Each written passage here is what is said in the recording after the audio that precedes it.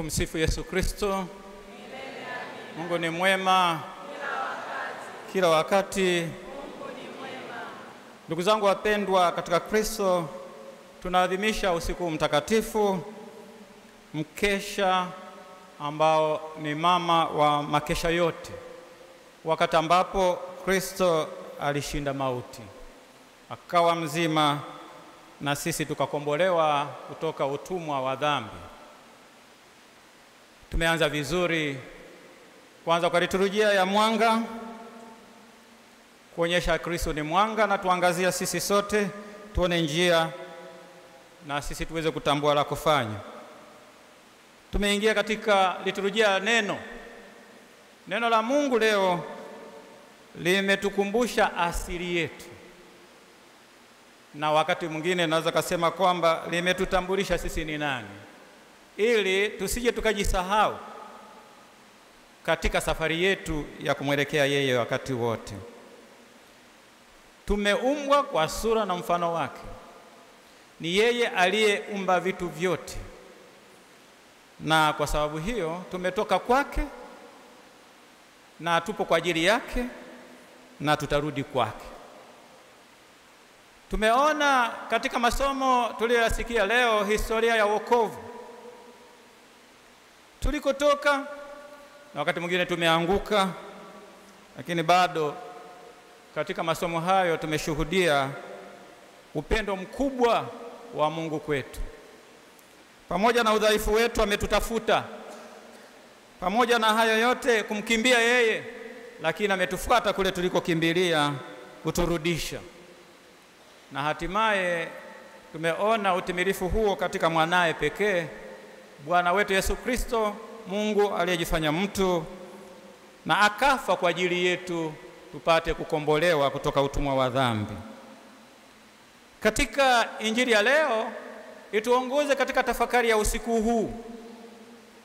Wanawake wale waliokuwa wanaenda makaburini wana upendo mkubwa kwa Yesu.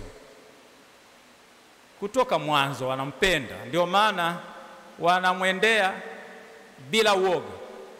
Wanawake hawa peke yao katika giza hili nene, pengine wakati kuna pambazuka huenda kulikuwa na kamwanga kadogo, lakini katika usiku huo, katika utulivu huo, hawaogopi kitu. Wanaenda kwenye kaburi la Yesu. Kufanya nini? Wamebeba manukato ya nini? Kumpaka mwili wake. Lakini pamoja na hayo, njiani wanatafakari, wanasemezana, sasa lile jiwe je, ni kikwazo, hawawezi kuufikia ule mwili. Jiwe lililowekwa mlangoni pa kaburi la Yesu ni lile lililoziba, na mwili wa Yesu uko katika giza. Na ndio maana shetani mwovu alipomwona Yesu anakufa msalabani aliona ameshinda. Alipoona anapelekwa kaburini na kuzikwa aliona yeye ni mshindi, na lile jiwe likaweza kutengeneza giza zito kule kaburini. Lakini wale akina mama wanaenda tukapake mwili ule manukato. Upendo mkubwa kwa Yesu ni mfano kwetu sisi kumpenda Yesu, kumfuata Yesu bila kuogopa, kwa ujasiri mkubwa. Lakini vitendo vitatu vinaweza vikatuongoza katika yale waliyofanya wale wanawake. Wanawake wale walipofika kaburini waliona. Kitendo cha kwanza, kuona, ni muhimu sana. Hawa wanawake vile vile walisikia. Kwa hiyo kuna kuona, kuna kusikia. Sawa, wana macho lakini vile vile wana masikio ya kusikia. Na wanawake hawa walioona na kusikia walitangaza, walishirikisha. Hawakuyaweka yale walioyaona, yale walioyasikia yakawa yao binafsi. Walisukumwa ndani kuweza kutangaza habari njema. Lakini tunaona waliona nini? Na hasa tunapoangalia katika maisha yetu kwa macho yetu ya kibinadamu, kama hatuna uwezo wa kuona, tutahitaji miwani tuweze kuona vizuri, saidizi. Na katika hili tunahitaji sana umakini. Unaweza kupita pale posta ukaona ile sanamu ya askari usiione. Wenzako wanasimulia kuhusu sanamu ya askari, wewe unaweza kauliza iko sehemu gani? Lakini unapita pale kila siku. Kwa nini? Pengine una mawazo mengi, pengine una stress ya maisha, pengine umesumbuliwa katika maisha, ndio maana unashindwa kuwa makini katika kuona.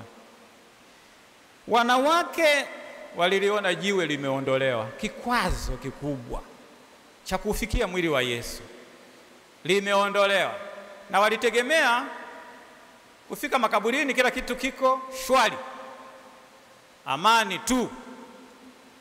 Lakini wanafika makaburini, pale kaburini jiwe limeondolewa. Si kawaida, jiwe zito. Nani ameliondoa? Pengine ni maswali walijiuliza. Lakini pamoja na hayo waliangalia kaburini, lengo waone mwili wa Yesu. Hawakuona ule mwili. Lakini pamoja na hayo,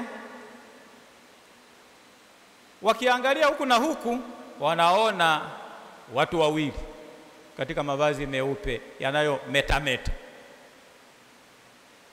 Waingereza wanasema reaction ya wanawake hawa ni nini?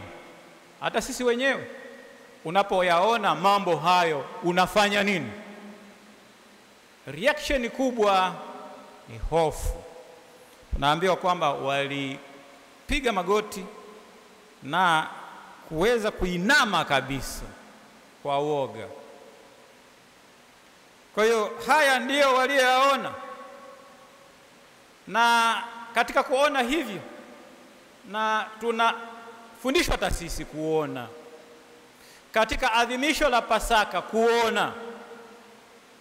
Kama macho yetu yaoni, basi tunahitaji msaada. Mtakatifu Agustino katika hili anaelezea kuangaziwa, illumination, kuangaziwa, usaidizi wa kuona vizuri. Kwa sababu unapoona vizuri unaweza kuhukumu vizuri bila kuwa na tunaweza kusema kwamba si vikwazo au nini. Unaweza kuhukumu vizuri. Katika maisha yetu tunahitaji hiyo illumination, huo mwangaza huo kutoka kwa Mungu mwenyewe, kwa sababu pengine macho yetu yanapofuka tunashindwa kuona vizuri, tunahitaji neema za Mungu. Lakini macho yetu ya imani, ili yaweze kuona na kumuona Yesu mwenyewe aliyefufuka, na tunakutana naye kila siku katika Ekaristi Takatifu, katika komunio takatifu, katika maisha yetu, katika familia zetu, katika wenzetu, katika wahitaji, kama tulivyosafiri katika safari ya Kwaresima na nguzo zetu zile tatu: sala, kufunga, sadaka au matendo ya upendo, matendo ya huruma. Lakini hawa walisikia kama sisi wenyewe tunavyosikia, napo tunahitaji sasa masikio ya imani. Tunahitaji, kama tunavyohitaji macho ya imani, tunahitaji vile vile masikio ya imani, tuweze kuelewa vizuri, tupate elimu ya kutosha kuweza kukijua kile tunachotaka kukishirikisha na kukisema na kukitangaza. Wanawake walisikia nini? Wale watu wawili waliongea mambo mawili. Kulikuwa na swali, lakini vile vile taarifa. Swali, wanawauliza, kwa nini mnamtafuta aliye hai katika wafu. Kwa nini mnamtafuta? Kwa nini mnashangaa hapa makaburini kumtafuta Yesu? Hilo lilikuwa ni swali. Lakini taarifa, hayupo hapa. Taarifa kwao, hayupo hapa, amefufuka. Katika maisha yetu lazima tuangalie, kwa nini kumtafuta aliye hai katika wafu? Tunampata Yesu wapi? Yesu mfufuka tunampata wapi? Ni katika kelele? Ni katika vitisho? Ni katika ulaghai? Ni katika pengine kuchanganyikiwa kisaikolojia na kuanza kuabudu watu? Hapana, hayupo pale, hayupo. Tunaweza tukafikiri kwamba tunamfahamu sana, na tunaweza tukafikiri kwamba tunaweza tukamshika katika maneno yetu. Tunaweza kufikiri kwamba tunaweza tukamweka kwenye chupa tukawagawie wenzetu kama tunavyowagawia maji, kunywa kidogo. Hayupo pale. Lakini vile vile, kama tutarudi nyuma kufikiria yaliyopita, kama tutarudi nyuma kufikiria tulivyokuwa, hatuwezi kuadhimisha Pasaka. Hatuwezi tukarudi nyuma, hatuwezi tukawaza ya kale. Katika kuwaza hivyo, hatutamkuta Yesu, hatutamuona pale, hayupo. Na kwa sababu hiyo, hata katika maisha yetu nasema kwamba wakati mwingine ukianza kufikiria mambo yaliyopita, wakati tayari umeshazeeka, sasa nilipokuwa kijana, nilipokuwa si nafanya nini, unadai kwa lazima katika uzee wako utaingia katika kitu kinaitwa crisis. Na katika crisis hii utaingia katika giza, na giza hilo linakujitakia, na hilo giza litakufanya usimuone Mungu na usimuone Kristo. Lakini vile vile, kwa kukosa unyenyekevu, kwa kukosa unyenyekevu na utii, kusikiliza yale ninayoambiwa, yale ambayo wenzangu wananishauri, na kuona kwamba ninafahamu kila kitu, sitamuona Yesu mfufuka. Ni sasa na kusema kwamba pengine nimekufa tayari. Na ndio maana katika safari yetu ya maisha, kila mara unapoamka asubuhi, lazima uone kwamba kuna ukurasa mpya. Katika ukurasa huu, napoanza siku yangu, niandike yote ya siku hii. Alafu jioni niweze kutathmini nimefanya nini katika siku hii. Hapa nimefeli, hapa nimefaulu. Nilipofeli, Mungu nisamehe. Nilipofaulu, Mungu uendelee kunidumisha katika hayo mema. Na kama sioni hilo, kama naona jana na leo sawa, basi nimeshaondoka, nimeshakufa. Manake sielewi ninachokufanya, siwezi nikaadhimisha vizuri Pasaka. Na kwa sababu hiyo siwezi karudi nyuma. Tunapofanya toba, tunapoungama dhambi, hatuungami dhambi ili kesho tufanye dhambi. Ndio maana nasema naacha katika kutubu kwangu dhambi, naacha hata sehemu zile, hata mahali pale ambapo pananifanya nitende dhambi, na paepuka na pakimbia, ili niweze kukaa pale ambapo Mungu wangu yupo. Kwa sababu mimi ni mtoto wa Mungu, mimi ni sura na mfano wake, na hapa yupo niimbe sifa zake, nimtukuze yeye katika maisha yangu. Lakini nikarudi nyuma kila wakati, nikaanza kushangilia maisha ya zamani, tayari mimi sio mpya. Na ndio maana tukimwangalia Yesu, wale walioenda wanawake hawa wakaangalia akaona vitambaa. Petro naye alienda akaangalia akaona vitambaa na sanda. Hajabeba chochote, ameachilia vyote mle, amefufuka mzima. Na tunapoadhimisha Pasaka, tunapoadhimisha ushindi wa Yesu dhidi ya mauti, na ndio maana na sisi wenyewe lazima tutathmini, hivi tumeshikilia vitambaa bado vya marehemu? Tumeshikilia bado masanda, mavirema yetu, viburi vyetu, bado tumeshikilia, tunaenda nayo? Ni swala hilo, kumwangalia Yesu yule aliyefufuka. Aliacha yote, anasema mfuata yeye, tunakufa na Yesu, tunafufuka naye katika uzima. Lazima tuangalie hilo. Kwa hiyo wanawake hawa walisikiliza kwa makini, waliona kwa makini yale yaliyotendeka, yale waliyoyaona. Jiwe pembeni, hawajamuona Yesu wale watu, alafu maneno waliowaambia, maswali yale. Wale wanawake walipotoka pale kaburini walikuwa wapya, sio wale wa zamani, walikuwa wapya. Na kwa sababu hiyo walipoondoka pale kaburini walikuwa na habari njema, wamejaa furaha. Wamejaa furaha. Furaha gani? Furaha ya ufufuko. Na hawawezi wakasema kwamba ni furaha tu, kwa sababu waliona vizuri, wakasikia vizuri, wameamini. Na katika kuamini huko hawajajali hali yao. Katika mila ya Kiyahudi wanawake walidharauliwa, na ndio maana walipoenda kutangaza sema huo ni upuuzi tu. Lakini wanawake hawa ni jasiri.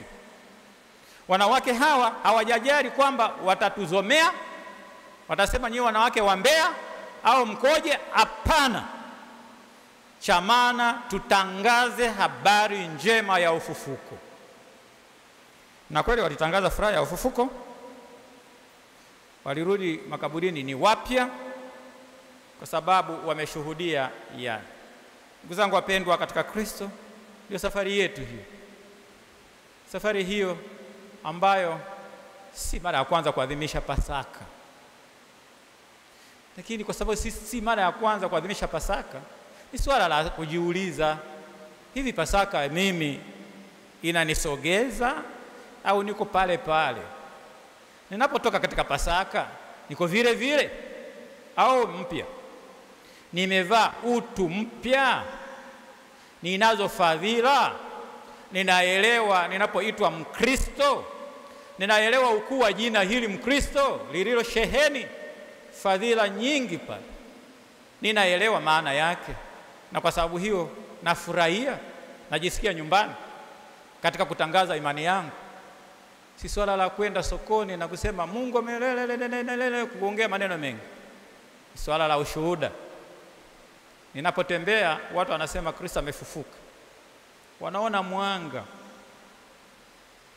Kama kila mara ni kelele kwenye nyumba zetu, kwenye familia kelele, ni vigumu kutambua kwamba hawa watu wanaishi Pasaka au wanaishi kabla Pasaka. Na ndio maana Pasaka ndio msingi wa imani yetu. Kristo alipofufuka ndio msingi wa imani yetu. Asingefufuka kama tunavyoambiwa na Paulo, pengine haya yote tunayoamini ingekuwa bure. Kristo amefufuka, na kama amefufuka sisi ni mashahidi, na ushahidi wetu si maneno mengi, ni maisha yetu.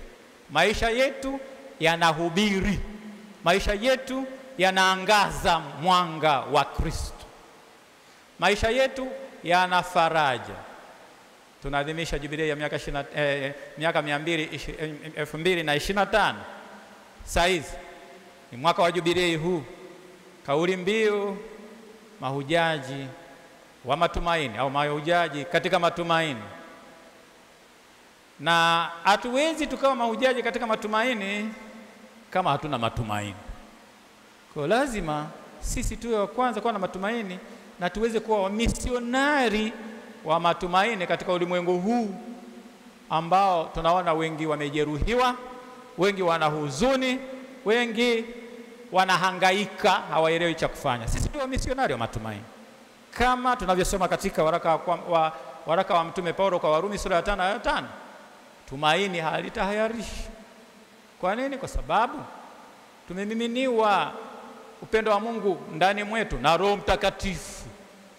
Kwa tuweze kutangaza matumaini haya tukiwa wenyewe ni wenye matumaini. Kristo mfufuka awe nasi, Kristo mfufuka angaze njia zetu, Kristo mfufuka awe taa yetu kila mara katika maisha yetu. Tuweze kujitambua zaidi na tujisikie nyumbani katika imani yetu Katoliki, na tutambue ukatoliki wetu na tuishi ukatoliki wetu na turithishe vizazi vijavyo ukatoliki wetu. Tumsifu Yesu Kristo.